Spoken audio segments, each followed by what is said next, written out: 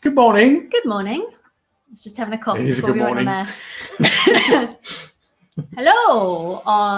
Well, we've got a sunny morning. I'm not sure you have in the UK. I think you had all the nice weather last week, but our guest will tell us that in a moment. So, Music Venue Trust have had some good news this morning. So Mark's in a particularly good mood.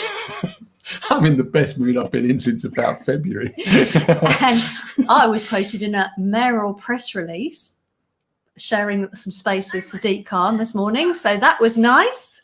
Yes, we have been given some money by the Mayor of London to help save grassroots music venues in London. So we're very excited, and we'll also be working with another organisation on trying to save the LGBTQ venues in London too. So that's doubly fantastic news. But we're not here to talk work. I'm nearly there. We're here to have Elevenses, which is where we sit back from the emails and talk to a lovely guest. And we do have a lovely guest for you today. We have actually, which she doesn't know, but we actually have one of my personal musical legends and somebody that I really, when I first started listening to music, frankly, very shortly after that, Rhoda. Well, you just said her name. Too late. That's right. Morning, Rhoda. Morning, Rhoda. Good morning. We're just bigging you up, but he's not very good at doing it without saying your name. No, well, yeah, I defy description. Is that what you're saying? That is possibly true. To people that know you, they will probably say, yes, absolutely. You do defy description. Yeah, okay. In a good way or... So, how are you, first of all? How are you doing? Oh, all right, thank you. Yeah, all right. I think we sit in different rooms, so we don't have to see each other too much. I'm sure. How many in your household, Rhoda? Is it 3? 3. And yeah. I do know a bit about your family, and they've got lots of energy, haven't they? So it must be being very difficult to lock down, because you live with a professional sports person, don't you, for one? Well, kind of. I mean, she's kind of taken a step back from that. She's now a professional media person. She does sports photography rather than plays rugby now. So she takes pictures of people playing rugby. Right. I mean, and she just before the lockdown, she just started playing again for her old club, her old amateur club, and she was just thought, I'll get back. And she went a couple of times, and then that was it. We were shut down, so didn't get any further. Yeah. But they both play sport. My son plays squash, so they're both properly sporty. And are they like caged bears then? No, my daughter isn't. She's sat. Fortunately, Disney Channel came along, so she's sat reliving her infanthood most of the time, watching Disney. She doesn't come behind me and shout. And my son is he does like exercise, and he's also a house DJ and producer. So house is the soundtrack to our living quarters. Yeah, it probably should start. It's due to start in a minute, really. Yeah, can we sound that while we're still online? So, where on earth to start with your career? Let's start at the very beginning.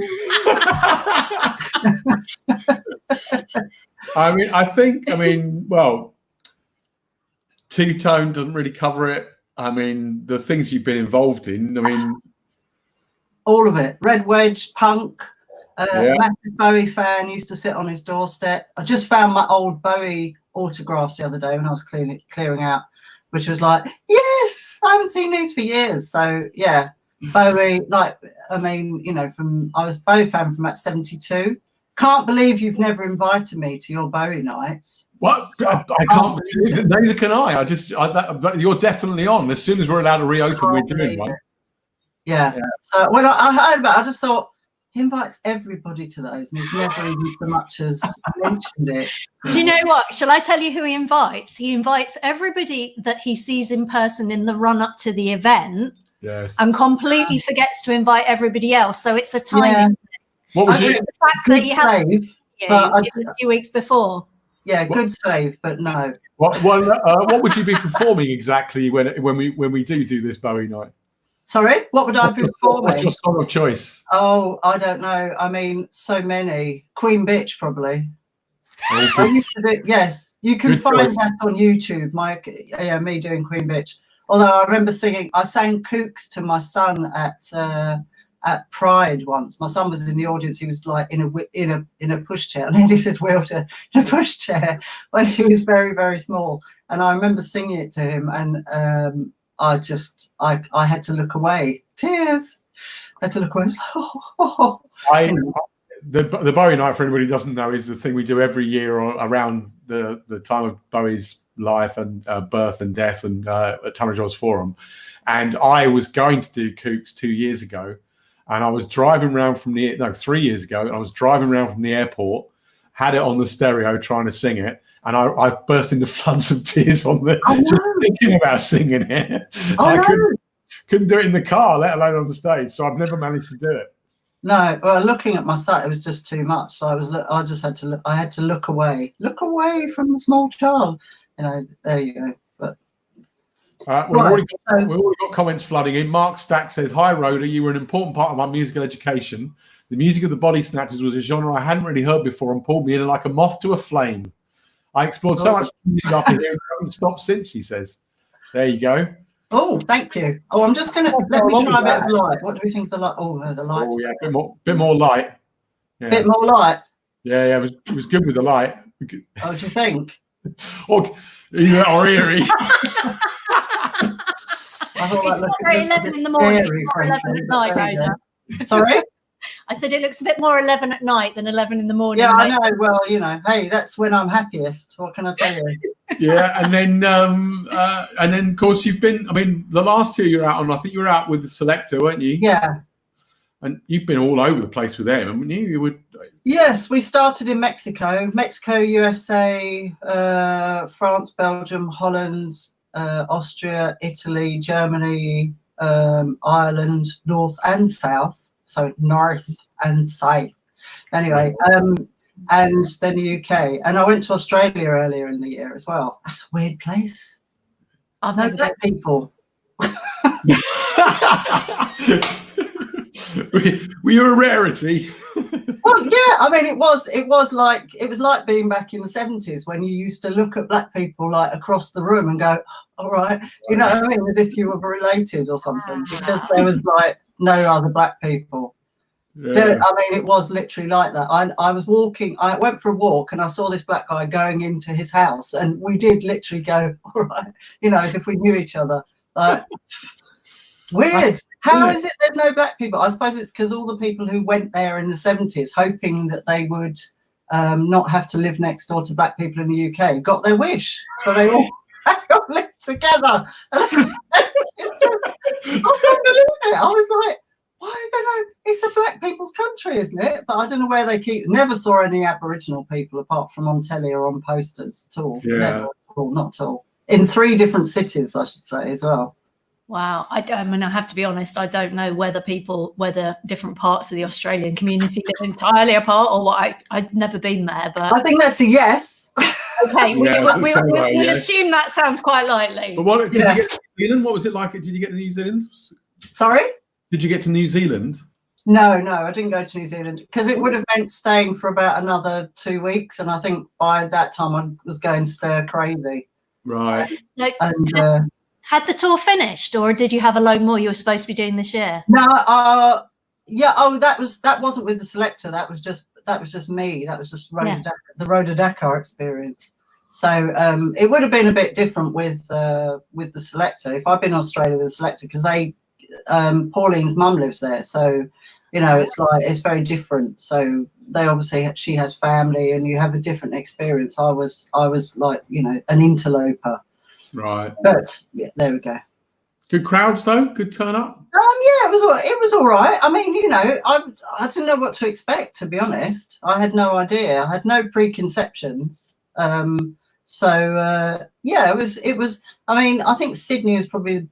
Well, I don't know. You see, so then I say that, but but Melbourne was good as well. It's just, I mean, they were all good. They were just all very different. Definitely the hottest I've ever been on stage in my whole life, because the air conditioning had gone in one of the venues, and then the other time it was the hottest dressing room I've ever been in my life.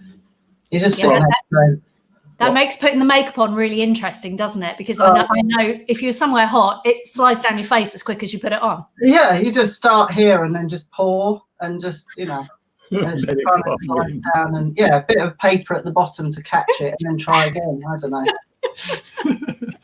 Well, we've got the usual cohort of venues joining us this morning. So we've got the Windmill in Brixton, and hello, Windmill in Brixton. And then we've also got Suki Tennessee, and the Horn from St Albans, and Mark's various venues he works with in Brighton, and what's that? Paul Perkins says, I saw Rhoda at the Cockpit in Lissing Grove a couple of years ago with Gary Crowley, Mark Baxter, and Jeff Dean being interviewed for London Voices. Does Rhoda remember the evening? Yeah, I do. Yeah, I do remember it, because that was the time I met the third footballer I've ever met, Paul Canaville, and it was I'd only ever met two footballers before that, and I tried really hard not to meet any more, because the first one was George Best and the second one was Pele. And I just thought, who am I going to stop there? Exactly. I just thought, who's going to be the next footballer? I tried not to speak to any after that I came across, because I just thought, pop over here and meet Messi. Sorry? You pop over to Barcelona and meet Messi. Then you've done all the three best players in the world. Oh, that's going to be controversial. Oh, I can't believe you said that, frankly. Let's move beyond the football talk, shall we? I can't believe you said that. Is this anyway, Canaville was a Chelsea player, so I can live with that. Thank you. I'm going to suggest, in order for everybody to respond to what Mark just said, it might be a good time for us to go to music. Yeah, while Rhoda sings the song, please do join in with the comments on which football player should Rhoda meet next. Right, okay. Well, let me put my words there, because I don't remember. It's not my song, so I don't remember the words. And make sure that the thing's on. The pretend acoustic guitar, because obviously the only instrument I play is saxophone, and nobody wants to hear me play that. That's not nice. Oh, I love saxophone. Maybe I'm sure you do, but you wouldn't love this. I mean, everyone's a critic, I know, but when my son was little, I stopped playing saxophone when my son was little, because he just used to look at me and cry. So I just thought, okay.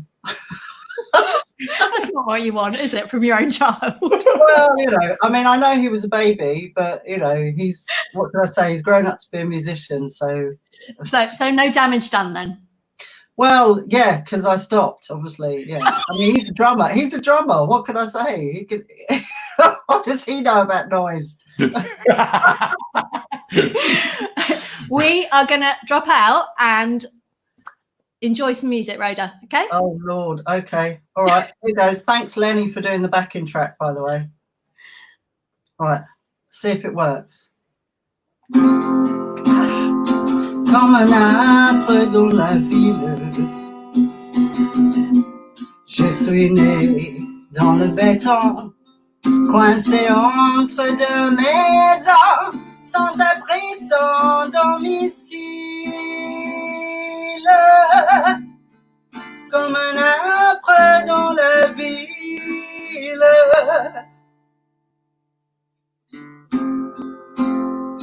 comme un arbre dans la ville. J'ai grandi loin des fauteuils où mes frères des forêts ont fondé une famille. Comme un arbre dans la ville.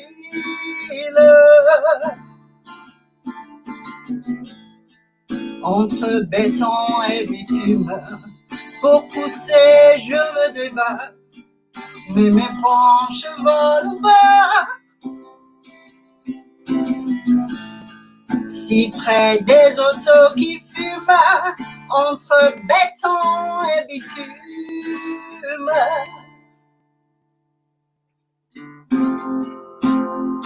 Comme un arbre dans la ville, j'ai la fumée des usines, aux prisons et mes racines, on les recouvre de gris. Comme un arbre dans la ville.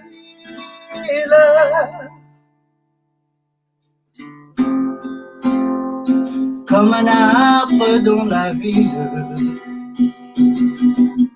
J'ai des chansons sur mes feuilles qui s'envoleront sous l'œil de vos fenêtres serviles. Comme un arbre dans la ville.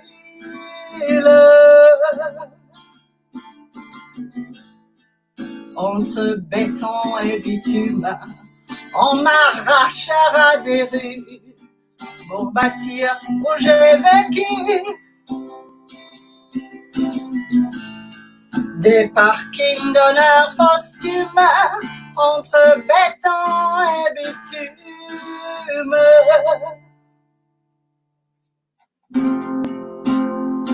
Comme un arbre dans la ville.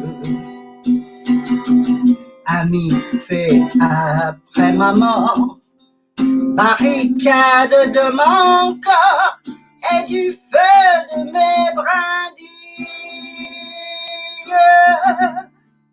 Comme un arbre dans la ville.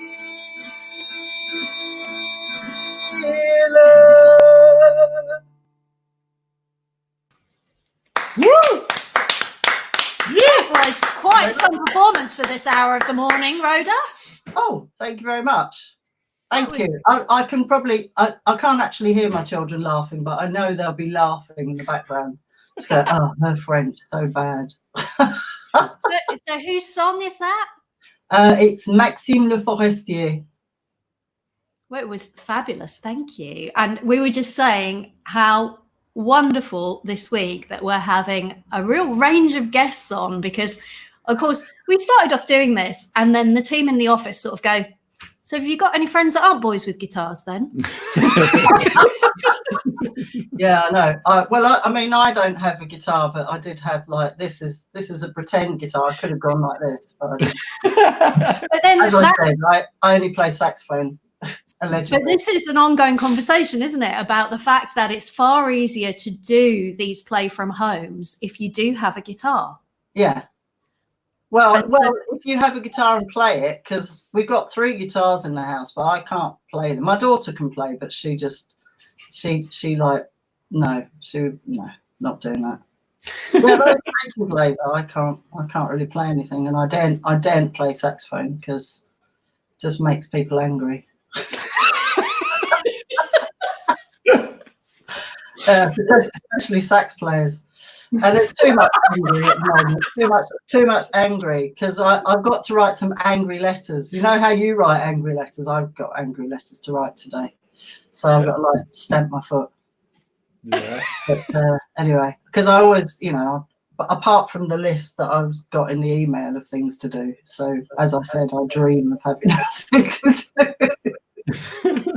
As do you. Anyway, my dear. So over to you. Thank you, ping pong. We should try and do that. Hang on, it's like, look, we do this like moving the ball backwards and forwards between the screens. Hang on, no, the that wrong way. That way. That's it, like that. Hey, Rhoda. Yeah, I don't know which way. Do I go that way? Oh, it's that way. That way. I can't because no, I can't work out because it does the opposite of it doesn't mirror your work what you do. So I've no idea. Yeah, it's really confusing. Yeah, it is. It is. Well, listen, we thank you so much for dropping in, Rhoda. Oh, you're very welcome. I drop in every day anyway, but yeah, I know. Well, we saw that. And then, Well, this when Rhoda can come, she keeps joining in anyway, so we should have her in. It'll be brilliant. First of all, you know that I always love all your stories. So actually, people would love to have you on for a lot longer than we've enabled ourselves by doing Elevenses. So yes. we were joking the other day about doing 11 p.m. with a whiskey so that we could actually I know. With yeah, a la Fonte. Yeah, I think you should. Yeah, I think that's a good idea. Yeah. We might get to that. What's that? Alex Mann, who was working with us, also works with HMUK, says, I've had the privilege of reading some of Rhoda's angry letters and they are a thing of wonder. Or might have been that. Might have that been when he was at the MU? He works with so many different organisations, so we'll have to find out more about that. Yeah, I don't think I've written angry letters to the MU. I could have done, because I've written angry letters to most people. I copy in other people. That's the thing. I think if you're going to complain, you always have to copy in the person above them. So I complain. I complain vociferously and in writing all the time. Well, you get stuff done as well, you know. Yeah. Well, it does get stuff done. That's it. Because the usual. I mean, I suppose I can't say it with you in the room, but like English people don't complain. They moan. Like, people come up to say, "How was your dinner?" They go, "Oh yeah, it was all right." And I just said, "Just tell them." Because I'm a Jamaican parent. One Jamaican parent who lived in France, he could complain as an Olympic sport. So. And my kids went to French school for a long time, so I was around a lot of French people, fitted right in, no problem, They're just, because that's it. I mean, French people don't put up with it, and I really like that. But also Jamaicans, the most contentious people in the world, if you ask them, don't put up with anything. So it's like, my dad would say, so why didn't you say anything? And my mum would go, oh, well, you people. True. Well, we're learning the art of complaining, aren't we? I think we've got quite good at it over the last 5 years. Oh, I think you can say yes. You do okay at complaining. You've made a difference. I think that might be an advantage of living in Catalonia, where complaining is also a thing. Yeah. And also, the big thing down here is asking for exactly what it is that you want, which English people never do. Oh, I know. Anything that'll do. Anything will do. Whereas here it's like, how would you like your coffee? I would like 100 milliliters of water, 76 milliliters of milk. I want not exactly a full teaspoon of sugar in it. And I'd like it if the cup's hot before you pour the coffee in, so that it's like a coffee order could take 5 minutes. So. Yeah, but I don't see that's a bad thing. If you say what you want, then if you're disappointed, then it's your own fault, isn't it? Yeah, too right. Right, look, I've got to go back to work because it's quite big class, and we better get on top of it. But listen, thank you so much for coming past. I was going to say, Alex was on CC, not the recipient. It's fine, Rhoda. And Stu said, I told you. Stu said he woke up having his first really bad lockdown day feeling, and we have really cheered him up. Thank you. Well, that's what we're doing it for, Stu. So there you go. Rhoda, it was absolutely lovely to see you. And I hope we'll get to invite you on again if we have to carry on being in lockdown. But more than that, it'd be much better to get together and have a complain somewhere live, wouldn't it? Yeah. Well, yes, absolutely. Yeah. But I mean, it's pretty close. It's pretty. I'm up for this. I don't think you should stop this after lockdown. I think you should. I mean, you should move it to the evening. Call it just Elevenses, as you say. Yeah, that's it.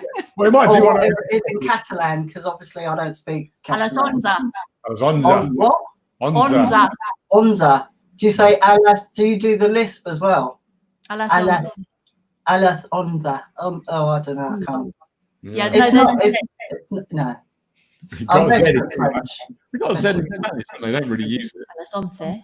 Yeah. No, alas once in Spanish, alas onza in Catalan. Yeah. Right. Lovely to see you. Thank you, Rhoda. We'll see you soon, I hope. Bye. Right. Well, more energy. More energy. Good. Deal with the emails. I've got another meeting in 5 minutes. Oh, so have I. Yes, so have you. Yes. So have I. Well, listen, it was a great day if you're obviously a great day if you're a London venue. Hang in if you're outside London. We've got more positive news coming. And of course, drop by the saveourvenues.co.uk website. Get involved. Loads of stuff happening. Too much is happening. But we will be back tomorrow. So please come and join us tomorrow at 11 and we'll have another lovely guest. Yes. See you then. Bye.